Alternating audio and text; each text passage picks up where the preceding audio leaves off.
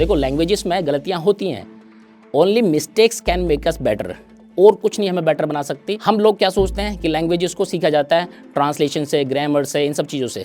नहीं, ऐसा होता है जब आप अकेले रहते हैं तो आपको लगता है I am very confident, I can speak fluently. लेकिन जब भी आप क्लास में जाते हैं या जब भी किसी स्टेज पे जाते हैं तो आपको डर लगने लगता है। आपको लगता है कि नहीं भाई आई एम नर्वस, ये बला बला बहुत सारी चीज़ें आती हैं आपके दिमाग में। वो कैप्स को कैसे याद करें? अब सिंपल सा मेथड है वो कैप्स के लिए। गूगल ट्रांसलेशन तो ऐसी है, आप किसी वर्ड का मीनिंग ढूंढें, आपके पास बहुत सारे हिंदी मीनिंग्स आएंगे, तो आप कौन सा यूज़ करें? कन्फ्यूज रहते हैं। क्या आप में से कुछ लोग ऐसे हैं जिनके माता पिता बिल्कुल अनपढ़ हैं? They can't even right their names. Well, आपका तो पता नहीं, लेकिन मेरे मम्मी पापा बिल्कुल ऐसे ही हैं। They can't even right their names. फिर भी मैंने 2 लैंग्वेजेस सीखी, इंग्लिश एंड जर्मन। और मतलब जर्नी बड़ी इमोशनल है, एक्साइटिंग भी है। मैं ज़्यादा कंप्लेन नहीं करता लाइफ के बारे में, क्योंकि ये बड़ी इंटरेस्टिंग सी लाइफ है। तो मुझे लगता है कि जिया क्यों ना जाए। इसलिए मैं हमेशा बिलीव करता हूँ कि never complain, never explain, always work hard. नमस्ते दोस्तों, मेरा नाम मनोज कुमार है। मैं उत्तर प्रदेश के हापुड़ ज़िले से आता हूँ, लेकिन मैं पिछले 15 साल से दिल्ली में रह रहा हूँ और पढ़ा भी रहा हूँ इंग्लिश को।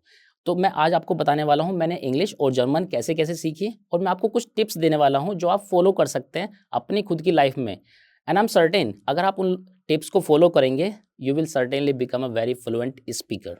अक्सर हम लोगों के अंदर नर्वस रहती है और हम सोचते हैं कि ये नर्वस हमें जीने नहीं देगी, लेकिन ऐसा नहीं है, क्योंकि हमें उसी से, नर्वसनेस से बाहर निकलना है। देखो, मैं अक्सर जब क्लास में पढ़ाता हूँ तो अक्सर बच्चों को बोलता हूँ कि भाई अपने डाउट्स अपने घर में लेकर मत जाओ। जो भी आपकी नर्वसनेस है वो क्लास में ही निकलने वाली है, घर पे नहीं निकलने वाली है। क्योंकि एक चीज़ मैं बिलीव करता हूँ, जब मेरे मम्मी पापा, ऑफ कोर्स वो अनपढ़ हैं, they can't even right their names, मैं और मेरा भाई, हम दोनों ने लाइफ में सक्सेस हासिल की है। वो कैसे हासिल की है? मेरा छोटा भाई सब इंस्पेक्टर बना है, मैं 2 लैंग्वेजेस पढ़ाता हूँ, इंग्लिश एंड जर्मन।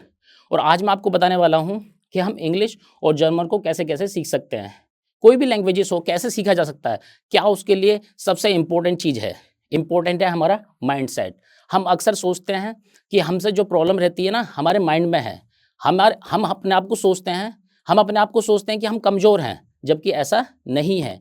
अगर हम कोशिश करें, we can achieve anything we want to achieve. अभी मैं आपको एक इंसिडेंट बताता हूँ नर्वसनेस का ही।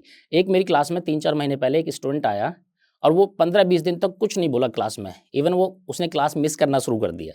तो फिर क्या हुआ, एक दिन ऐसे ही मैंने उससे इंट्रोडक्शन पूछा, जनरली जानना चाहा कि भाई क्या, कहाँ के रहने वाले हो, क्या करते हो, क्यों इतना नर्वस रहते हो? तो उनको सबसे पहले इंटरेस्टिंग बात ये है कि उन्होंने मुझे बताया कि वो वहीं का रहने वाला है जहाँ का मैं रहने वाला हूँ। हापुड़, यूपी से आता हूँ मैं, हापुड़ ज़िले से, और मैं दिल्ली में 15 साल से रह रहा हूँ। जब उसने अपनी बताया कि उस कॉलेज से ही उन्होंने ग्रेजुएशन की जहाँ से मैंने ग्रेजुएशन की है, तो इतना वो फ़ैमिलियर हो गया उस 15 मिनट के दौरान में। उसके बाद उसने 2.5-3 महीने में इतनी इम्प्रूवमेंट की अपनी लैंग्वेज में।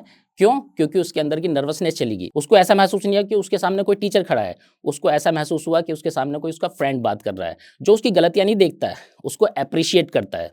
और जब भी हम अपनी गलतियाँ देखते हैं, देखो लैंग्वेजेस में गलतियाँ होती हैं, only mistakes can make us better. और कुछ नहीं हमें बेटर बना सकती। जब तक हम गलतियां करना नहीं सीखेंगे तो हम अच्छे बन ही नहीं सकते, किसी भी कीमत पर हम अच्छे नहीं बन सकते। और ये सबसे इंपॉर्टेंट बात है। देखो, हम लोग क्या सोचते हैं कि लैंग्वेजेस को सीखा जाता है ट्रांसलेशन से, ग्रामर से, इन सब चीज़ों से। नहीं, लैंग्वेज को सीखा जाता है माइंडसेट से। अब अगर आपका माइंडसेट ही पॉजिटिव है तो of course you will achieve whatever you want to achieve. अब इंग्लिश की बात करते हैं। देखो, इंग्लिश में तो आपके पास ऑफ कोर्स माहौल होगा जहाँ पे आपके फ्रेंड्स हैं जो कुछ ना कुछ बोल लेते हैं, या मोबाइल ऐप्स हैं, या फेसबुक है, व्हाट्सएप है, बहुत सारी ऐप्स हैं जहाँ पे आप अपनी प्रैक्टिस कर सकते हैं। लेकिन जब आप जर्मन की बात करते हो, जो मैंने सीखी है, जहाँ पे आपको कोई भी नहीं मिलता, मैं अपनी बात करता हूँ, कोई नहीं मिलता आपको, और आपको जर्मन सीखनी हो, जर्मन, फ्रेंच, इंग्लिश, कोई भी फॉरेन लैंग्वेज हो, आप सीख सकते हैं अपने आप से, खुद सीख सकते हैं। क्योंकि आपको अपने आप को ढालना होगा, पूरी तरह से आपको इमर्स करना होगा लैंग्वेज में, तभी आप उस लैंग्वेज को सीख सकते हैं। और अगर आप ये सोचते रहें कि कैसे इमर्स करें, मैं आपको टिप्स देता हूँ कुछ। जैसे कि फॉर एग्जांपल, जब भी आप कुछ बोलना चाहते हैं तो अपनी वॉइस को रिकॉर्ड करें और उसको सुने और देखें कि हाँ, कहाँ-कहाँ हमारी गलतियाँ हो रही हैं। उन गलतियों को फाइंड आउट करने की कोशिश करें। क्योंकि जब आप अपनी वॉइस को कई बार सुनते हैं तो सर्टेनली आप बेटर होते चले जाते हैं। आप अपनी गलतियों को खुद ढूँढ सकते हैं। ऑफ कोर्स आपको कोई मेंटर चाहिए, आपको कोई इंस्ट्रक्टर चाहिए जो आपको लैंग्वेज सिखा सकता है। लेकिन आप खुद भी अपने मेंटर बन सकते हैं, क्योंकि मैंने ये जर्मन में करा है, इंग्लिश में तो नहीं किया ज़्यादा, लेकिन इंग्लिश के बाद जब मैंने जर्मन सीखी तो मैंने ये ऐसा किया और मुझे बड़ा इंटरेस्टिंग लगा। मैं अपने आप से ही बात करता था, हमेशा बोलता था this is how I have to do it, अपने आप से ही बात करता था। अभी मैंने आपसे बात की वॉइस को रिकॉर्ड करने की, अब मैं आपसे बात करता हूँ स्पीक आउट लाउड।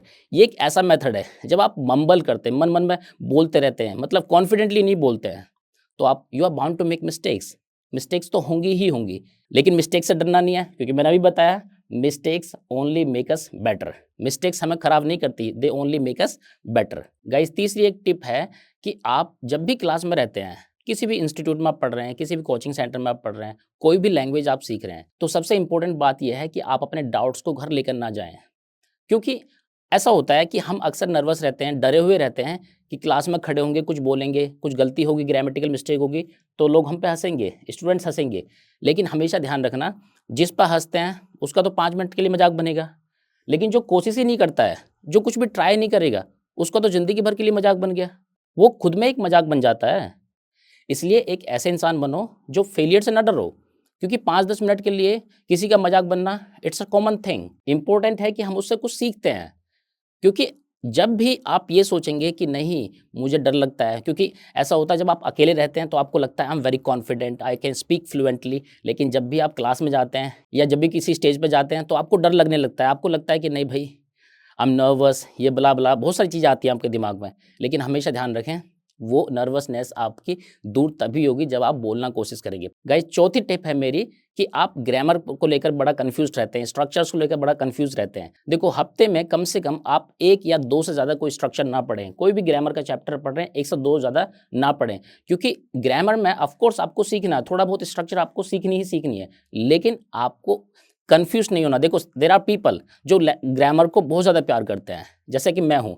इंग्लिश की ग्रामर, जर्मन की grammar, I love it so much, लेकिन मुझे स्पीकिंग में भी उतना इंटरेस्ट है जितना ग्रामर में है। तो मैं ग्रामर की बात करता हूँ, कभी भी लेकर ग्रामर को लेकर टेंशन में मत रहो, एन्जॉय द प्रोसेस, क्योंकि यार ये एक जर्नी है। अगर आप सोचोगे कि मैं जब परफेक्ट हो जाऊँगा तभी बोलना स्टार्ट करूँगा, I don't think this is ever gonna happen. ये तभी हो सकता है जब आप प्रोसेस को एन्जॉय करो। अपने आप को, जो बोरिंग लैंग्वेज का कोर्स है, उसको इंटरेस्टिंग कैसे बनाना है, ये आप ही के तो हाथ में है। अगर आप अपनी ज़िम्मेदारी लेते हो कि इस कोर्स को मुझे एंटरटेनिंग बनाना है, एन्जॉयबल बनाना है, तो मैं मज़ा करूँगा, मैं प्रोसेस को एन्जॉय करूँगा। कितना भी टाइम लगे, इट डज़न्ट मैटर। अरे, हम लोगों को पहुँचना तो वही है, अल्टीमेट गोल क्या है हमारा? लैंग्वेज को बोलना। और ज़रूरी नहीं है कि परफेक्ट होने वाले ही अच्छे होते हैं। You have to convey your message. Language जो है एक टूल है जिससे हम अपना रिजल्ट निकालते हैं कुछ भी। ये एक ऐसा टूल नहीं है कि जब आप परफेक्ट हो जाएंगे तभी आप कुछ बोलना शुरू करेंगे, नहीं, ऐसा कुछ नहीं होता है। You have to understand guys कि एक दो इंसान है, एक बहुत फ्लुएंट इंग्लिश बोलता है और एक कॉमन इंग्लिश बोलता है, लेकिन हो सकता है कि वो परफेक्ट हो अपनी फील्ड में, क्योंकि वो मैसेज को कन्वे करना अच्छी तरह से जानता है। कुछ लोग लगातार बोलते रहते हैं, लगातार बोलते रहते हैं, लेकिन वो फिर भी उनका मैसेज कभी कन्वे नहीं हो पाता है, क्योंकि वो बहुत लेंदी बोलते हैं, मे बी टॉपिक्स उनके बिल्कुल अलग होते हैं जो वो बोल रहे होते हैं।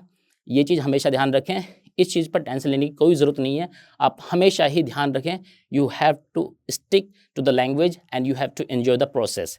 प्रोसेस को एन्जॉय करोगे तो definitely you will be able to speak it fluently. For example, कैसे प्रैक्टिस कर सकते हैं लैंग्वेज की?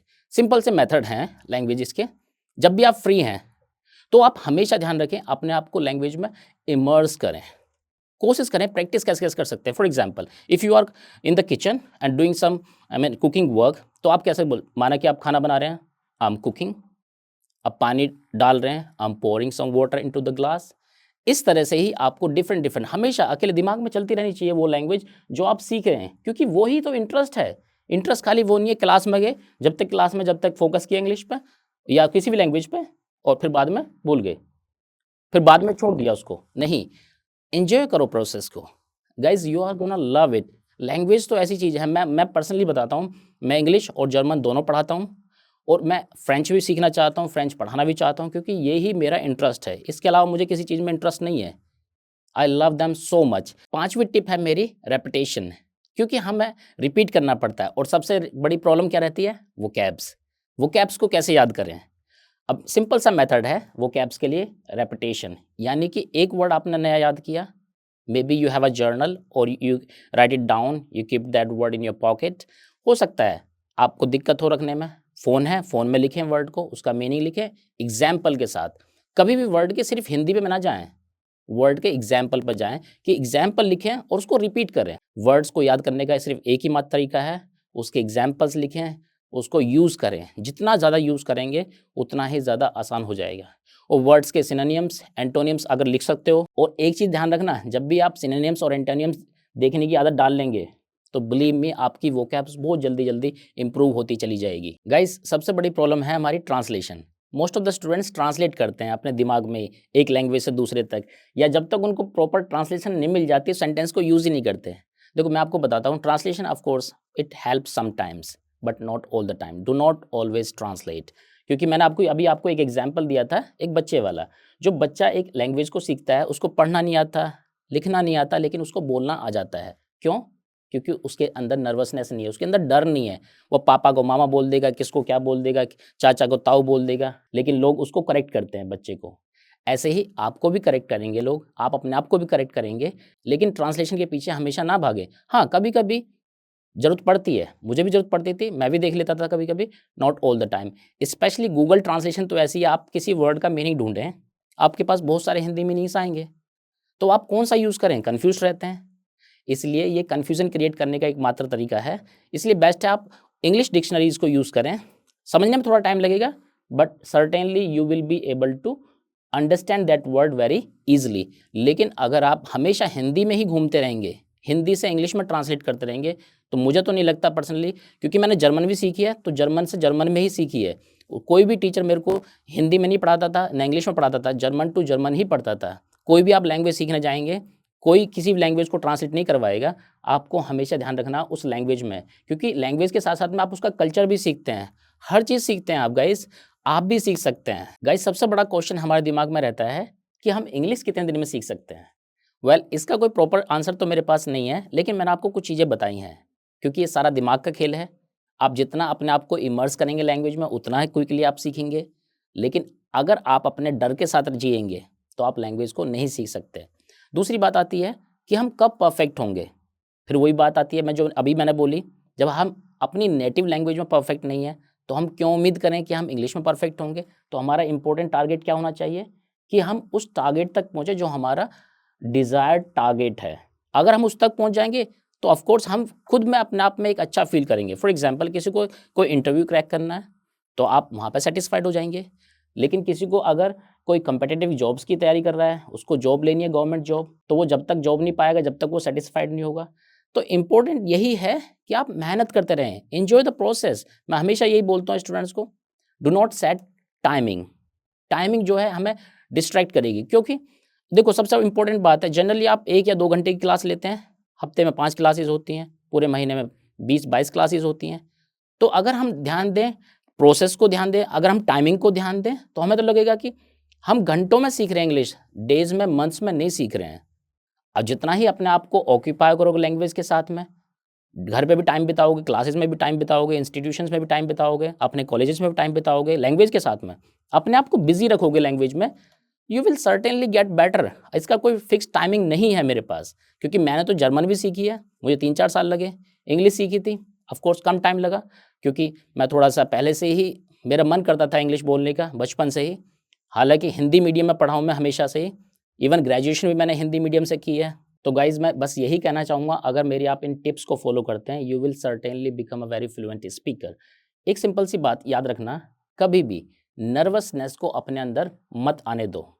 हमेशा, हमेशा एन्जॉय करो प्रोसेस को गाइज़, हमेशा। Do not ever be nervous, just stay patient. Thank you so much guys. It is said that when you educate a woman, you educate an entire generation. नारी सशक्तिकरण पर ये पंक्तियाँ हमारे दिल को जोश और हिम्मत से भर देती हैं। ऐसी ही हिम्मत भरी कहानी अभी हमने सुनी जोश टॉक्स पर, और हमें उससे काफ़ी प्रेरणा भी मिली। ऐसी ही कहानी है लक्ष्मी जी की, जिन्होंने CS करके बड़े शहर में वो आए जॉब का सपना लेके, पर उन्हें यहाँ जॉब नहीं मिल पाई। पर उन्होंने हिम्मत नहीं हारी, जोश के साथ उन्होंने कम्युनिकेशन स्किल्स पर काम किया और आज एक बड़ी कंपनी में वो काम कर रही हैं। लक्ष्मी जी की ही तरह कई स्टूडेंट्स जैसे कि वैशाली जी, नीला, प्रणाली, आरती और उषा जी ने मिलके जोश स्किल्स के साथ विभिन्न स्किल्स जैसे कि spoken English, communication skills, personality development, finance, business building सीख कर आज अपनी अलग पहचान बनाई है।